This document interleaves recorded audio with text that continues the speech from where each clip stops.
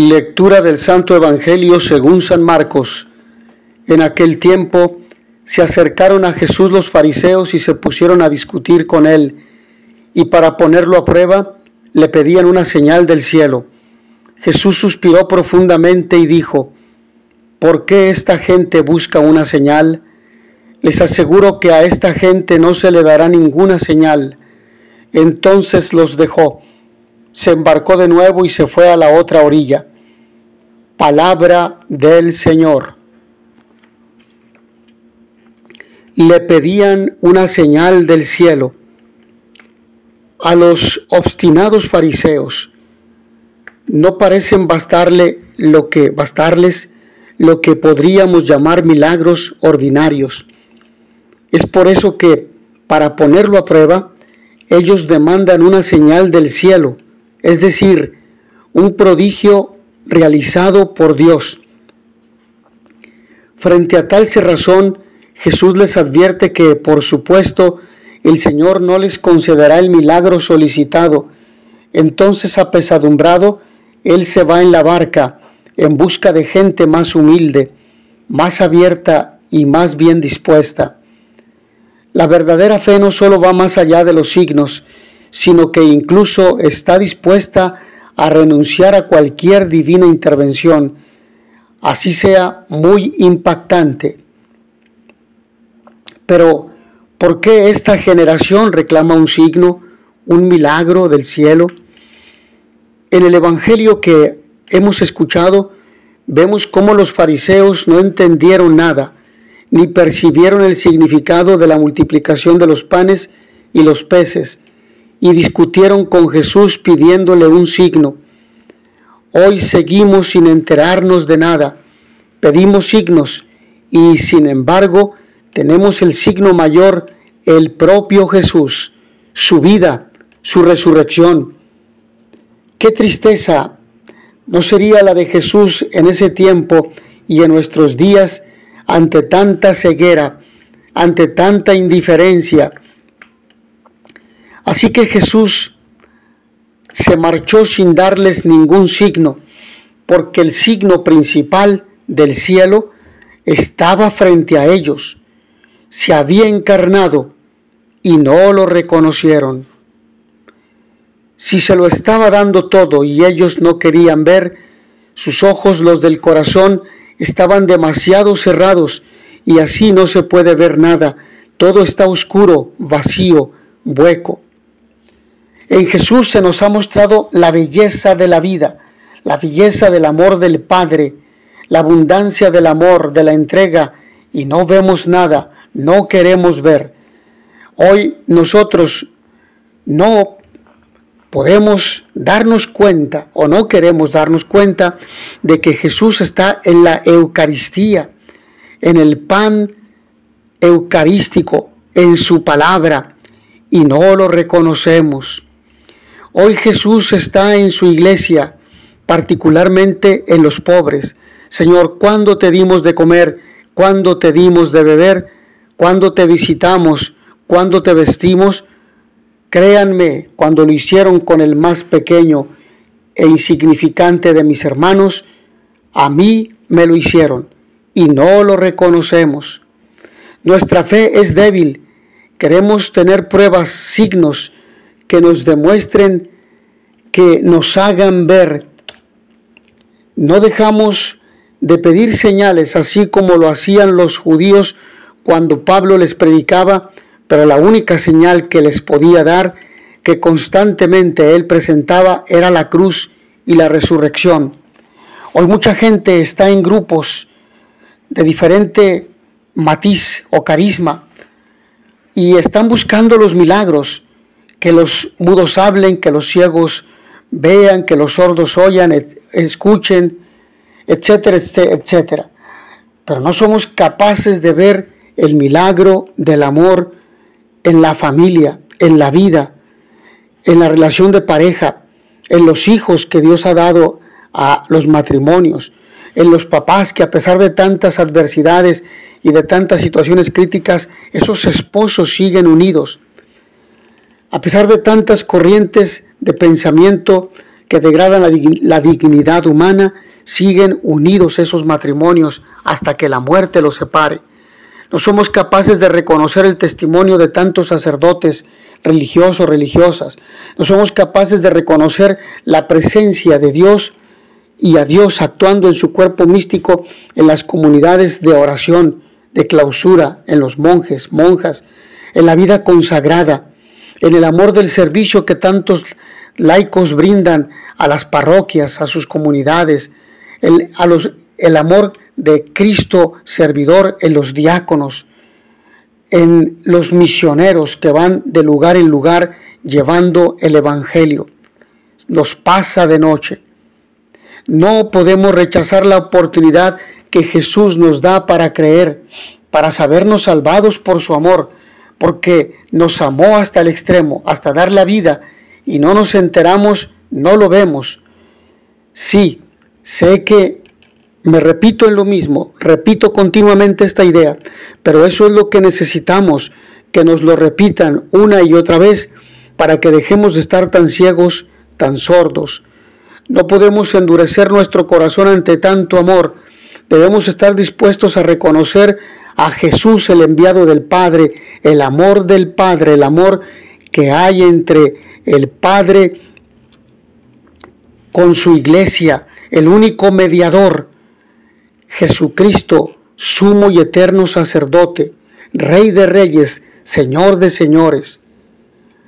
Quizá los fariseos le pedían una señal espectacular como las que hizo Moisés ante el faraón, el milagro de los panes y los peces no les parecía suficiente, no era un milagro grande, o los enfermos que curaba, no, eso no era espectacular, querían más.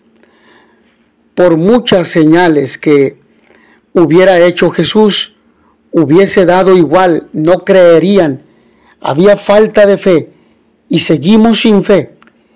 Si alguna vez nos doliésemos de los pecados de los otros, de su propio dolor, de sus soledades, de sus angustias, de sus muertes en vida, ese amor que Cristo nos tiene, lo sentiríamos en el hermano, y así nuestra fe volvería a nacer, a crecer y a fortalecerse.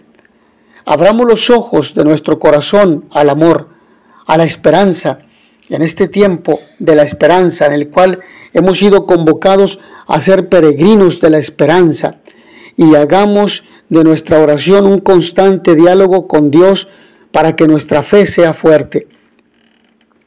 Debemos estar atentos para no dejarnos contagiar por esa levadura de la incomprensión e incredulidad de los que nos rodean. Debemos abrir nuestro corazón y reconocer con los ojos de la fe cuál es la verdadera identidad de Jesús, ese mismo Jesús que se ha revelado en la multiplicación de los panes y los peces, como ese pastor mesiánico, el único portador de nuestra salvación. ¿Qué mayor signo que el de Cristo que vive en cada uno de nosotros? Jesús dio un profundo suspiro, nos dice la Escritura también en este texto que hemos escuchado y que estamos analizando y compartiendo esta reflexión. El texto del Evangelio se encuentra en la primera parte del relato de Marcos, capítulo 1, versículos 1 al 8, en la que aparecen una serie de discusiones con Jesús. En este caso, la controversia se produce con los fariseos, los piadosos, los cumplidores de la ley de Moisés. Piden un signo a Jesús, aunque acaba de realizar uno suficientemente llamativo. Ha alimentado a 4,000 personas. Lo hemos escuchado estos días en el Evangelio de Marcos, capítulo 8, versículos 1 al 10, en estos evangelios anteriores al día de hoy. El lector de Marcos sabe por la narración del Evangelio que este grupo ya se ha puesto de acuerdo con los escribas para matar a Jesús.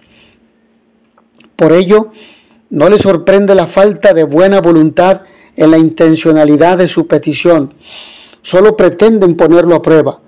La respuesta de Jesús, como en más de una ocasión, no es inmediata. sino que llega tras un profundo suspiro y una pregunta: ¿por qué esta generación reclama un signo? Con ella les cuestiona la intencionalidad de su búsqueda. ¿A quién buscan? ¿A quién buscamos, hermanos? ¿A Jesús o a los milagros? Pero no se queda ahí Jesús. Jesús se niega a su petición y los deja plantados, marchándose a la otra orilla. Jesús en el Evangelio transmite el proyecto del reino de Dios a través de palabras y de signos, pero estos nunca los hace para imponer su mensaje con la imperiosa fuerza del signo o simplemente para exhibir su poder. Los signos del reino son signos sanadores, liberadores y salvadores para el ser humano, para ti y para mí. Con ellos, Jesús restaura al hombre y la mujer en su cuerpo o en su espíritu. Por ello, en este caso no tiene sentido responder afirmativamente. El maestro es consciente de la intencionalidad de los fariseos y no se deja manipular. A Dios nunca se le manipula y a Jesús tampoco. Su libertad va más allá de cualquier pretensión de quedárselo para sí, de someterlo a un esquema. Él no se somete a ningún esquema.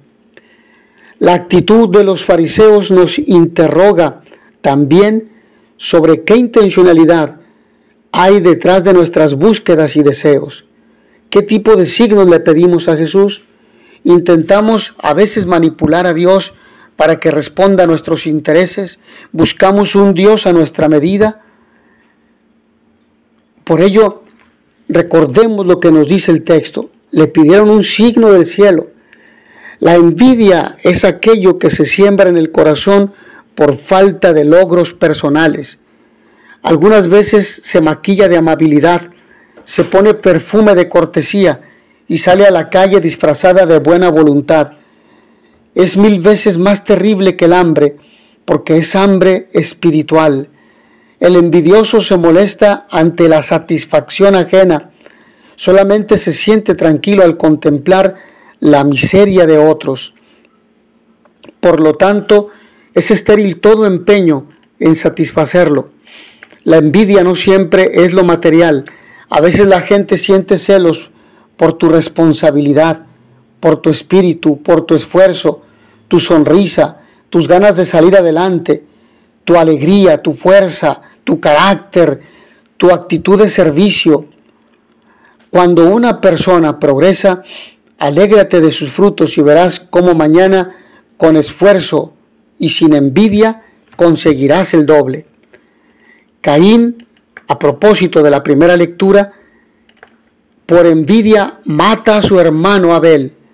Nosotros probablemente no matemos, que ha habido casos de quitarle la vida materialmente, físicamente a un ser querido, pero nosotros no matamos a los hermanos probablemente quitándoles la vida física, pero sí podemos matar a los hermanos cuando los criticamos, cuando los difamamos, y no me refiero solamente a los hermanos de sangre, me refiero a los hermanos por el bautismo, a los hermanos de tu congregación, de tu comunidad religiosa, de tu parroquia, de tu presbiterio. Cuando tú y yo criticamos porque nos disgusta el bien de ellos, porque nos disgusta sus valores, sus virtudes, porque nos disgusta, nos da tristeza y nos da coraje que las cosas les salen bien, que son ordenados, organizados, que son inteligentes, que se esfuerzan, y los criticamos, y si no encontramos nada para criticar, nosotros se lo ponemos, estamos difamando. Esa es la envidia de la cual nos habla la primera lectura. Es el llamado que Dios nos hace para reconocer el bien de los demás, para aceptarlo y para integrar en nuestra vida el buen ejemplo de ellos. Porque ese buen ejemplo que ellos nos dan es la luz que brilla de Cristo en ellos, es la gracia que brilla de Cristo en ellos. ¿De qué tenemos que vanagloriarnos? De nada, más que de nuestra debilidad y pecados. Es lo único que tenemos para exhibir, pero eso no se exhibe, Eso se presenta en el confesionario para pedirle perdón a Dios, porque todos los dones nos vienen de Dios. Pero este texto nos habla 7 veces para que no se nos olvide, repite el texto como una letanía, la palabra hermano. Tener un hermano es sentir que alguien comparte nuestra misma raíz, descubrir la misma sangre en otro o disfrutar de aquel don, porque San Francisco de Asís así lo refiere. El hermano es un don a la comunidad educativa, laboral, parroquial, a la comunidad en la congregación, para dar riqueza a un mismo lugar. Caín se da cuenta que es distinto a su hermano Abel en edad, en oficio y en ofrenda a Dios. Ese sentimiento de frustración llena su vida de amargura, camina abatido, no comparte la diferencia y abre la puerta a los pensamientos que enfurecen a los envidiosos. Caín se hace ruin y se olvida de la unión inmensa con Abel. No lo ve, no lo vive, ni lo siente como hermano. Entonces busca el lugar de los cobardes, la estrategia de los recelosos, confiando en que el otro no puede ni imaginar lo que es capaz un corazón lleno de celos y envidia. El primer crimen de la humanidad se ejecuta por no aceptar que el otro es mejor, por no aceptar que el otro piensa diferente a mí, por no aceptar las diferencias. Pudo más el orgullo y la ambición que la realidad de ser hermanos.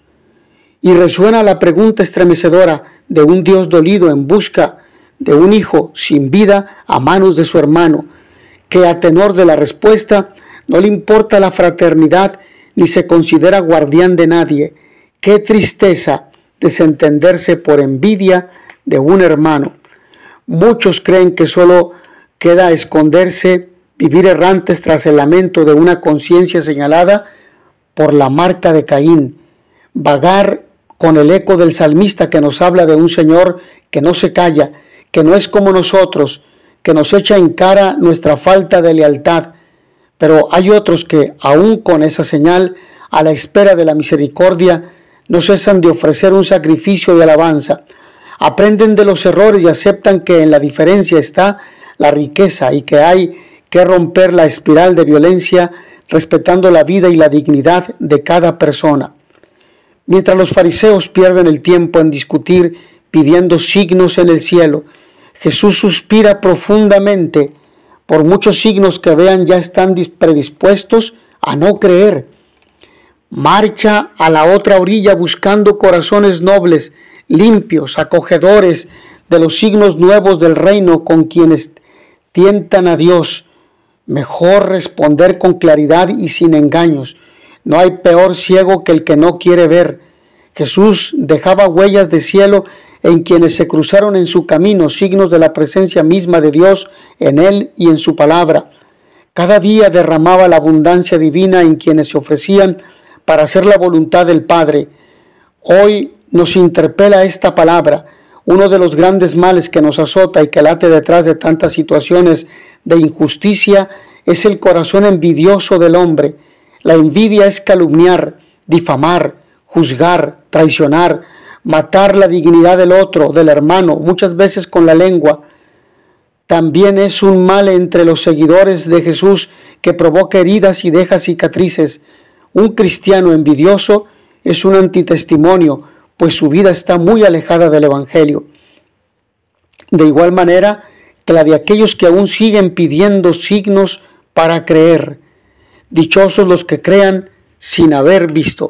Mis hermanos, que a todos ustedes el Señor los bendiga y les dé la paz. Y notitia veritatis proficere, pax et bonum.